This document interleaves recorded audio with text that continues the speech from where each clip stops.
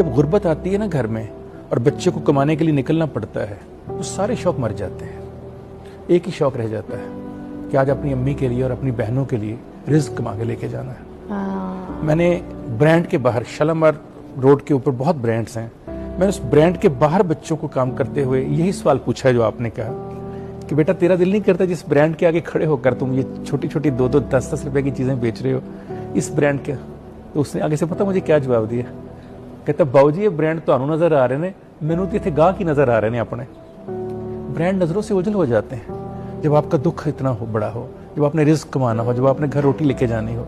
तो छोटा भाई भी बड़ा ही होता है बहनों के लिए। आप उस छोटे के ऊपर इतनी ईंटें लाद देते हैं मर्दानगी की कि उस छोटे को वक्त से पहले बड़ा कर देते हैं। फिर जब वक्त से पहले बड़ा हो जाए, सोच में बड़ा हो जाए, तो फिर उसकी क्या ख्वाहिशें रह जानी, उसने क्या आपसे मांगना है, क्या उसने करना है। जब मर्द घर से निकलता है तो आपका ख्याल है सिर्फ वो रोटी कमाने निकलता है, रिस्क कमाने निकलता है? हरगिज ऐसा नहीं है। वो अपने ख्वाबों की लाश को दफनाने निकलता है।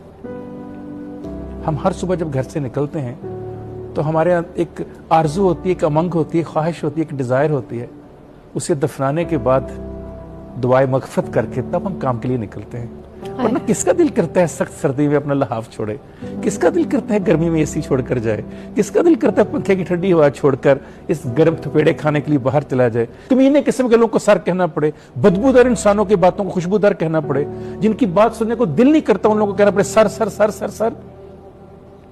हमसे पूछिए जिनको ये सारे के सारी ईंटें डेली उठानी पड़ती हैं, ऐसे लोगों की गुफ्तगू सुननी पड़ती है, बात सुननी पड़ती है, रवैये देखने पड़ते हैं, जिनके कमरे में जाते फिरौन, मैं अक्सर कहता हूं आप तो एक फिरौन की बात करते हैं, इसको कुरान में जिक्र है, हम तो डेली फिरौन देखते हैं जिंदगी में।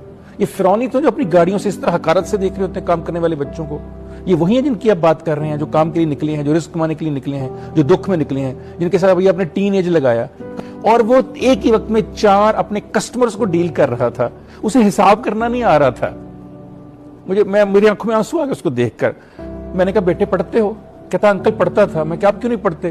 कहता दुकान चलाने वाला कोई नहीं है। मैंने कहा दुकान क्यों चला रहे हो? कहता 2 बहनें और माँ है। मैंने कहा बाप कहता वो बेड पे है, वो हिल नहीं सकते। मुझे आप बताइए उनको आप कह रही हैं इतने दुख और इतनी तकलीफ जिसने उठाई है। मैंने उसको फिर एक जुमला कल बोला, मैंने कहा बेटा असल में घर के बाप तुम हो, तुमने बाप की तरह उस घर को चला रहे हो और बेटा खाल के कायनात तुम्हारी इसमें बड़ी मदद करेगा, वो किसी के साथ जुल्म नहीं